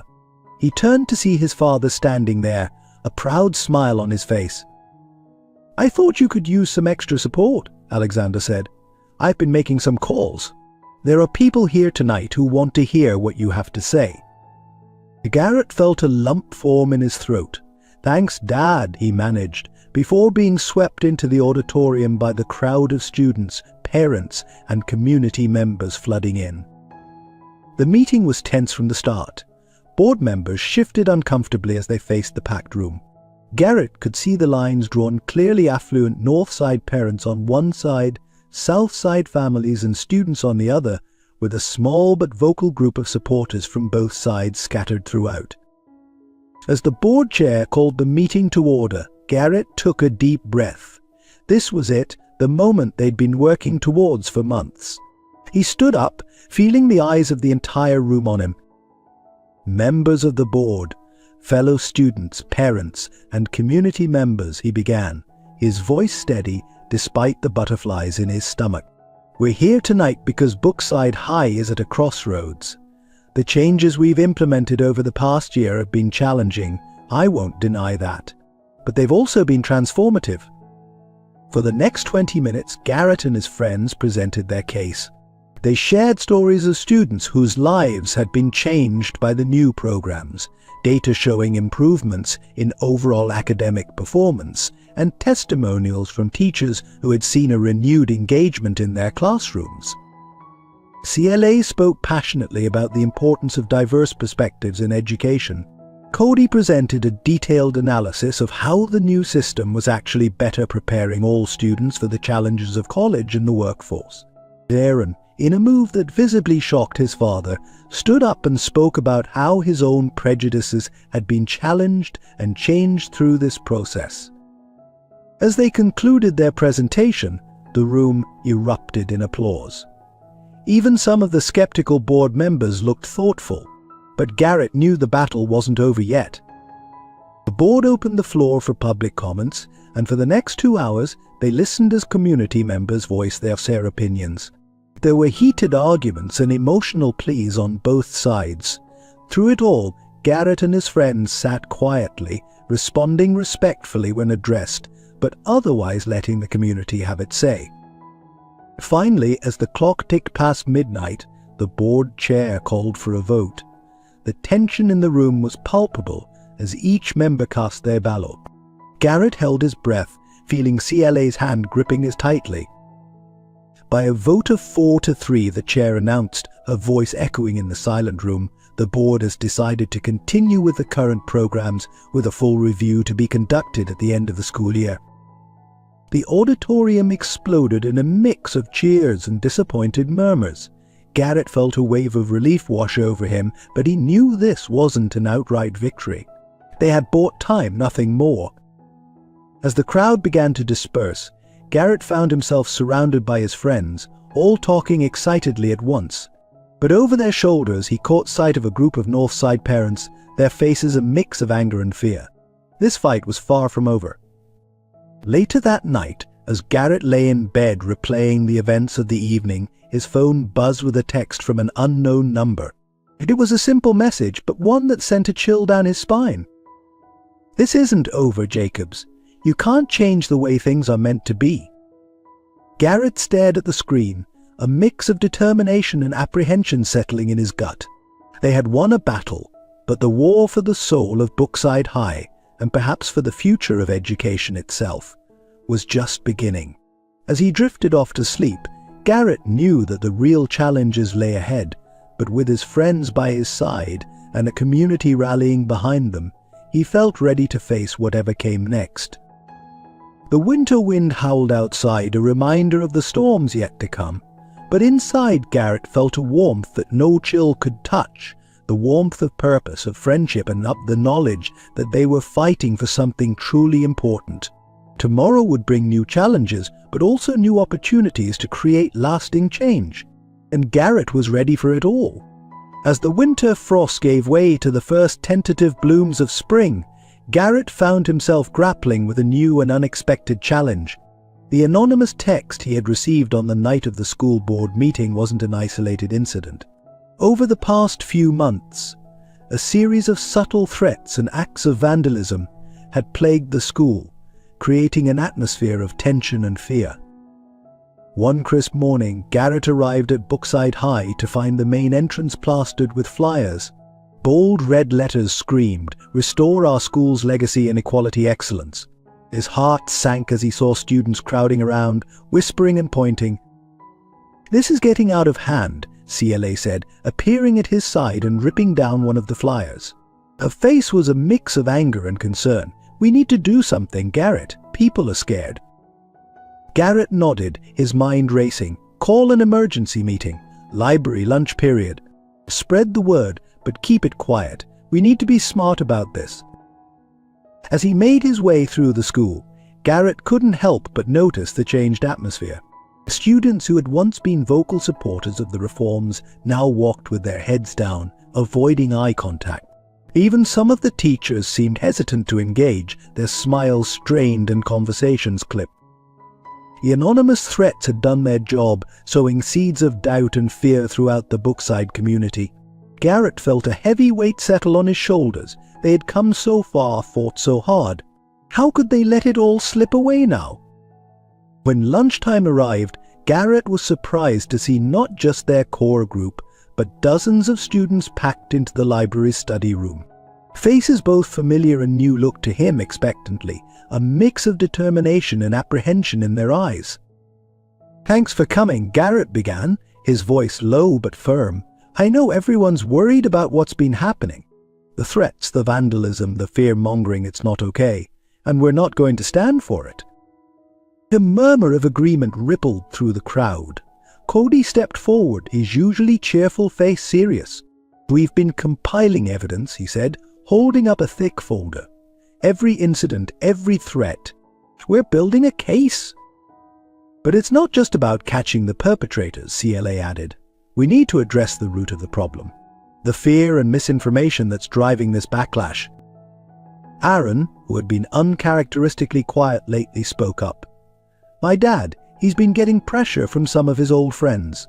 They're talking about starting a private school, taking their kids and their money out of Brookside altogether." A tense silence fell over the room. The implications were clear. If the wealthy families pulled out, the school's funding and resources would take a massive hit. It could undo everything they had worked for. Garrett felt all eyes turn to him. He took a deep breath, centering himself. "This was never going to be easy," he said, his voice gaining strength. "Change, real, lasting change, is always met with resistance, but we can't let fear win. We've come too far to back down now." He looked around the room, meeting the eyes of his fellow students. "We need to go on the offensive, not with threats or violence, but with truth, with compassion, with the power of our united voices." For the next hour, they brainstormed and planned. Ideas flew back and forth. A town hall meeting to address concerns and dispel myths. A social media campaign showcasing the positive changes at Brookside. One-on-one outreach to families considering leaving the district. As the meeting wound down, Garrett felt a renewed sense of purpose. They had a plan, a direction. But as the students filed out, a nagging worry lingered in the back of his mind. And would it be enough? That evening, as Garrett sat at his desk working on the outline for their social media campaign, his father knocked on the door. Alexander's face was grave as he entered the room. "Garrett, we need to talk," he said, sitting on the edge of the bed. "I received a call today from an old business associate. He offered to pull some strings, get you into Westfield Prep. Full scholarship." Garrett felt as if the wind had been knocked out of him. Westfield Prep was one of the most prestigious private schools in the state. Under normal circumstances, it would be an incredible opportunity. But now, "It's a generous offer," Alexander continued, his voice careful. "You've done so much already, son. Maybe it's time to think about your own future." Garrett stared at his father, a whirlwind of emotions churning inside him. Part of him was tempted to leave behind the stress, the threats, the constant battle, to have a fresh start at a school where he could focus on his own education, his own goals. But then he thought of CLA's determined face as she ripped down those hateful flyers. Of Cody's proud smile when he aced a test in a class he never thought he'd be allowed to take. Of Aaron standing up to his own father to fight for what was right. "Dad," Garrett said slowly, his voice thick with emotion, "I appreciate the offer. I really do. But I can't leave Brookside. Not now. What we're doing there, it's bigger than just me. It's about changing a broken system, about giving everyone a fair shot. I need to see this through." Alexander was quiet for a long moment. Then, to Garrett's surprise, a smile spread across his face. "I had a feeling you'd say that," he said, pride evident in his voice. "Your mother would be so proud of the man you're becoming, Garrett. And so am I." As his father left the room, Garrett turned back to his computer with renewed determination. The road ahead would be difficult, fraught with challenges he couldn't even imagine yet. But he knew, deep in his heart, that it was a road worth traveling. Outside, the spring rain tapped gently against his window, washing away the last remnants of winter. In that quiet moment, Garrett felt a profound sense of clarity. Whatever came next, he was ready to face it. Not just for himself, but for every student at Brookside who deserved a chance to reach their full potential. The battle for the soul of Brookside High was far from over, but with every challenge they faced, with every small victory they achieved, Garrett and his friends were proving that change was possible. That a group of determined young people could stand up to injustice and make a real difference in their community. As he worked late into the night, planning and strategizing, Garrett felt a spark of hope ignite in his chest. They had overcome so much already. Whatever obstacles lay ahead, he knew they would face them together. The story of Brookside High, their story, was still being written, and Garrett was determined to make it a story of triumph, of perseverance, and of the incredible power of unity in the face of adversity. As spring bloomed in full force, bringing with it a sense of renewal and hope, Brookside High found itself at the center of a perfect storm. The tension that had been building over the past months finally reached its boiling point, catalyzed by an unexpected event that would test Garrett and his friends in ways they never imagined. It started on a seemingly ordinary Tuesday morning. Garrett was walking to school, deep in thought about their upcoming town hall meeting, when he noticed an unusual commotion at the school's entrance. A crowd had gathered, their voices a mix of shock and anger. As he pushed his way through, his heart sank at the sight before him.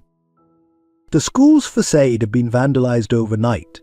Crude graffiti covered the walls, with messages ranging from thinly veiled threats to outright hate speech. But what caught Garrett's eye was a large, crudely painted portrait, unmistakably meant to be him, with the words "traitor to Huey's class" scrawled beneath it. Garrett, CLA's voice cut through the noise as she rushed to his side. "Are you okay? This is horrible." Before Garrett could respond, Principal Hargrove's voice boomed over the crowd. "Everyone, please return to your classrooms immediately. This situation will be dealt with." As the students reluctantly dispersed, Garrett felt a hand on his shoulder. It was Aaron, his face a mask of anger and determination. "This has gone too far," he said, his voice low. "We need to do something. Now." The day passed in a blur of whispered conversations and tense silences. The vandalism had shaken everyone, even those who had been skeptical of the changes at Brookside. By lunchtime, Garrett and his core group had managed to gather in an empty classroom, joined by a larger group of concerned students than ever before. "All right," Garrett began, his voice steady despite the turmoil he felt inside. "I know we're all upset about what happened, but we can't let this derail everything we've worked for. In fact, we need to use this as a catalyst for change." CLA nodded, her eyes blazing with determination. "Garrett's right. This isn't just about our school anymore. It's about standing up to hate and prejudice wherever we see it." For the next hour, they brainstormed and debated, formulating a plan that was both bold and risky. They would turn the upcoming town hall meeting into a rally, not just for Brookside High, but for the entire community. It would be a chance to address the fears and misconceptions head-on, to showcase the positive changes they'd made, and to call for unity in the face of division. As they finalized their plans, Garrett felt a mix of excitement and apprehension. This could be the turning point they'd been waiting for, or it could backfire spectacularly. But they were out of options. It was time to take a stand. The next few days were a whirlwind of activity. Garrett and his friends worked tirelessly, reaching out to community leaders, preparing speeches and organizing logistics. They faced resistance at every turn, from skeptical administrators, worried parents, and their own doubts and fears. So the night before the rally, Garrett found himself unable to sleep. He slipped out of the house and walked to the nearby park, hoping the fresh air would clear his head. To his surprise, he found CLA already there, sitting on a swing and staring up at the stars. "Couldn't sleep either, huh?" she said as he approached. Garrett shook his head, taking the swing next to her. For a moment they sat in companionable silence, the only sound the gentle creaking of the swing chains. "Do you ever wonder if we're doing the right thing?" Garrett asked finally, voicing the doubt that had been gnawing at him. "If maybe we're pushing too hard, too fast?" CLA was quiet for a moment, considering his words. "Sometimes," she admitted, "but then I think about all the kids at Brookside who finally have a chance to reach their full potential. About the conversations we've started, the minds we've changed. And I know that no matter what happens tomorrow, we've already made a difference." Garrett felt a wave of gratitude wash over him. CLA had been his rock through all of this, her unwavering belief in their cause a constant source of strength. "You're right," he said softly. "Whatever happens, we've come too far to back down now." As they walked home, a plan began to form in Garrett's mind. He stayed up late into the night, making calls and sending messages, setting things in motion for the rally. The next day dawned bright and clear, as if the weather itself was offering its support. As Garrett arrived at the community center where the rally was to be held, he was stunned by the turnout. The parking lot was full, and a line stretched around the block. Inside, the atmosphere was electric. Students, parents, teachers, and community members from all walks of life filled the auditorium. Garrett could see the divide, supporters on one side, skeptics on the other, but there was also a palpable sense of curiosity, of willingness to listen. As Garrett took the stage, he felt a moment of panic, but then he saw his friends in the front row, their faces full of encouragement. He saw his father standing at the back, a proud smile on his face, and he knew what he had to do. "Good evening, everyone," he began, his voice steady. "We're here tonight because Brookside High and our entire community is at a crossroads. We've seen incredible progress over the past year, but we've also faced significant challenges. The vandalism at the school last week was a stark reminder of how far we still have to go." He paused, looking out over the crowd. "But I'm not here to talk about hate. I'm here to talk about hope, about the power of unity in the face of division, about the incredible things we can achieve when we come together as a community." For the next hour, Garrett and his friends presented their case.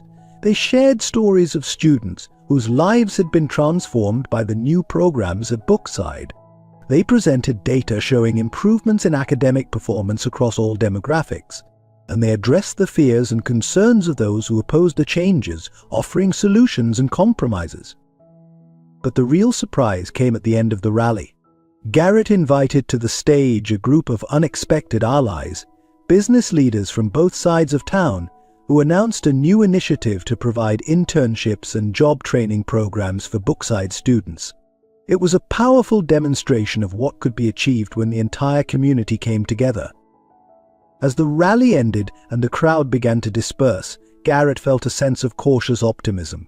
They had made their case, not just with words, but with concrete actions and community support.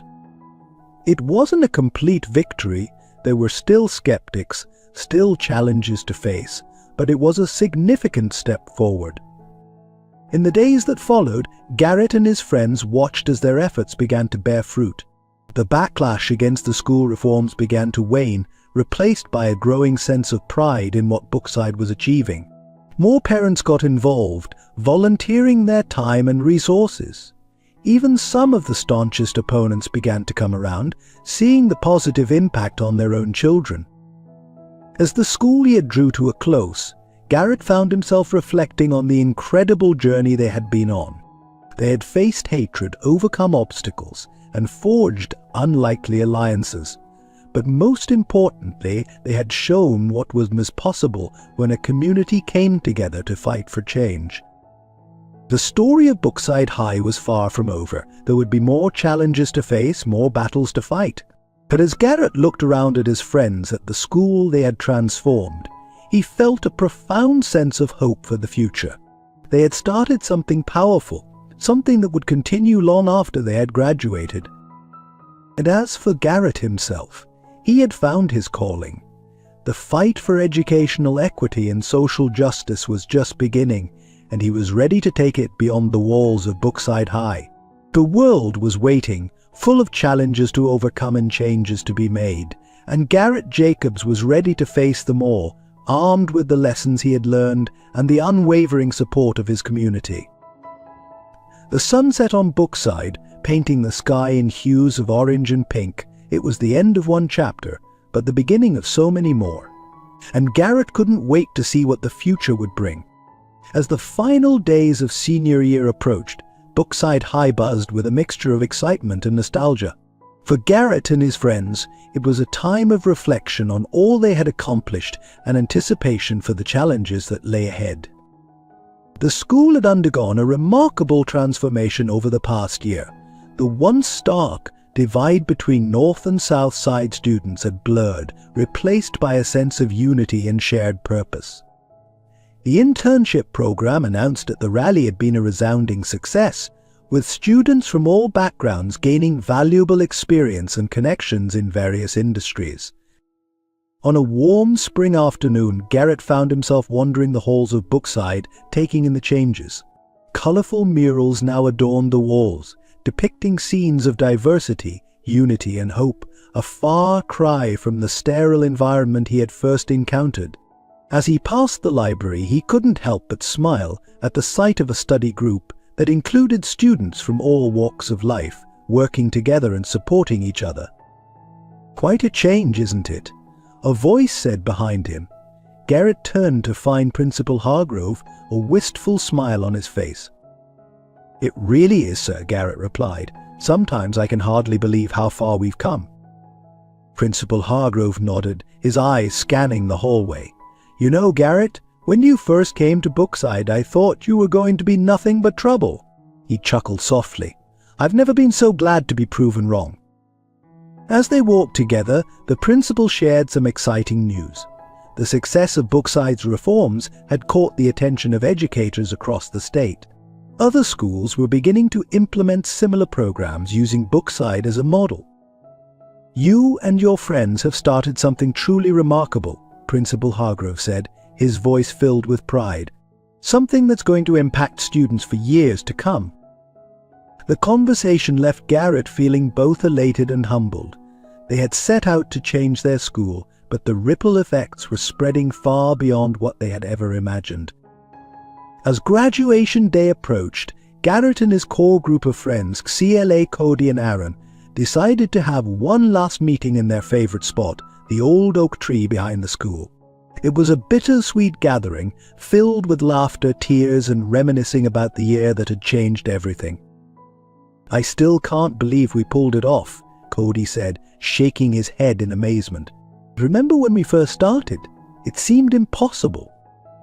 CLA nodded, a fierce pride in her eyes. "But we did it. We really did it." Aaron, who had undergone perhaps the most profound transformation of them all, spoke up. "You know, I owe you guys an apology. Especially you, Garrett. I was such a jerk when you first came here." Garrett smiled, clapping Aaron on the shoulder. "Water under the bridge, man. We've all grown a lot this year." As they talked, the conversation turned to their plans for the future. CLA had been accepted to a prestigious journalism program, determined to continue telling stories that mattered. Cody was headed to MIT on a full scholarship, his dreams of becoming an engineer finally within reach. Aaron, in a move that had shocked everyone, had decided to take a gap year to work with a non-profit focused on educational equity. When it came to Garrett, he hesitated for a moment before sharing his news. "I've been offered an internship with the Department of Education," he said quietly. "They want me to help develop programs to implement some of the reforms we started here at Brookside on a national level." His friends erupted in cheers and congratulations, but Garrett held up a hand. "There's more," he continued. "I've also been thinking, what if we started our own organization? Something to help other students do what we did here at Brookside." The idea was met with enthusiastic nods and a flurry of suggestions. By the time they left their meeting, the seeds of a new project had been planted, one that would allow them to continue working together even as they pursued their individual paths. Graduation day arrived in a flurry of caps, gowns, and teary-eyed parents. As Garrett stood at the podium to deliver his valedictory speech, he looked out over the sea of faces, students, teachers, family members, and community leaders. He saw the pride in his father's eyes, felt the spirit of his mother watching over him, and drew strength from the supportive smiles of his friends. "When I came to Brookside High," Garrett began, his voice strong and clear, "I thought I was just trying to escape my privileged background, to find a place where I could make a difference. What I found instead was a community, a family, and a cause worth fighting for." He spoke of the challenges they had faced, the obstacles they had overcome, and the changes they had achieved. But more than that, he spoke of the lessons they had learned, about unity, perseverance, and the power of standing up for what's right. "As we leave Brookside today," Garrett concluded, his voice thick with emotion, "we're not just leaving with diplomas. We're leaving with the knowledge that we have the power to change the world, that when we stand together, there's no challenge too great, no divide too wide to bridge." As he stepped down from the podium to thunderous applause, Garrett felt a profound sense of closure and of new beginnings. A chapter of their lives at Brookside High was ending, but the story they had started was far from over. In the weeks that followed graduation, Garrett and his friends worked tirelessly to lay the groundwork for their new organization. They called it Bridge the Gap, a nod to their mission of connecting communities and closing the educational divide. As summer waned and the time came for them to part ways, heading off to colleges and new adventures, there was a bittersweet quality to their goodbyes. But there was also an unshakable sense of hope and determination. They had changed Brookside High, and now they were setting out to change the world. On his last night in town, Garrett stood on the hill overlooking Brookside. The lights of the town twinkled below, a tapestry of lives intertwined. He thought about the journey that had brought him here, the challenges, the triumphs, the friendships forged in the fires of adversity. As he turned to leave, ready to embark on the next chapter of his life, Garrett felt a profound sense of gratitude. Brookside had given him more than he could have ever imagined, a purpose, a family, and a belief in the power of one person to make a difference. The story of Garrett Jacobs in Brookside High was not ending. It was evolving, spreading, inspiring others to take up the cause of educational equity and social justice. And as Garrett looked to the future, he knew that the greatest chapters were yet to be written. The stars shone brightly overhead, a reminder of the limitless possibilities that lay ahead. With a heart full of hope and a mind set on changing the world, Garrett took his first steps towards the future, a future he and his friends had fought so hard to make brighter for everyone. In a world that often seems divided and hopeless, remember that you have the power to make a difference. Garrett's story shows us that one person, armed with determination and supported by friends, can spark a revolution of kindness and equality. Your voice matters. Your actions, no matter how small, can create ripples that turn into waves of change. Don't be afraid to stand up for what's right, even when it feels like you're standing alone. Because you're not alone, there are others out there, waiting for someone to take that first brave step. Life will present you with challenges, moments where it seems easier to give up than to keep fighting. But it's in these moments that your true strength emerges. Every obstacle you overcome not only makes you stronger, but also paves the way for others to follow. Remember, change doesn't happen overnight. It's a journey of small victories, setbacks, and perseverance. But every step forward, no matter how small, is a step towards a better world. You have the power to bridge gaps, to bring people together, to challenge injustice and inequality. Your compassion, your courage, your willingness to listen and understand, these are your superpowers. So, as you go out into the world, carry with you the spirit of Garrett and his friends. Believe in yourself, stand up for others, and never underestimate the power of unity. You are not just one person, you are a catalyst for change, a beacon of hope, a bridge between what is and what could be. Your story, like Garrett's, has the power to inspire, to heal, to transform. So make it a story worth telling. Because in the end, it's not just about changing a school or a community or even the world. It's about changing hearts, one person at a time. You have that power. Use it wisely, use it bravely, use it with love. The world is waiting for you to make your mixtage. So go out there and write your own incredible story of change. Thank you for joining us on this incredible journey through Garrett's story at Brookside High. May your support and engagement mean the world to us and fuel our passion for creating meaningful, inspiring content. We'd love to hear your thoughts and feelings about this story. Your feedback is invaluable and helps us craft even better narratives in the future. And if you enjoyed Garrett's journey and would like to see more stories like this, please leave a comment with the number 1. Excited to know what happens next in Garrett's life? Curious about the future of Brookside High and the Bridge the Gap initiative? And if you're eager for a part 2, let us know by commenting with the number 2. We also welcome any constructive criticism or differing viewpoints. If there are aspects of the story you disagree with or areas you think could be improved, please share your thoughts in the comments. Your insights help us grow and evolve as storytellers. Lastly, if you haven't already, please consider subscribing to our channel. Your subscription is a powerful way to support our team and ensure we can continue bringing you inspiring stories that touch hearts and spark change.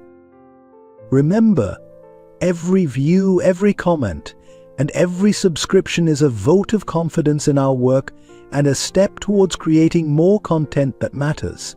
Thank you for being part of our community and for believing in the power of storytelling to make a difference.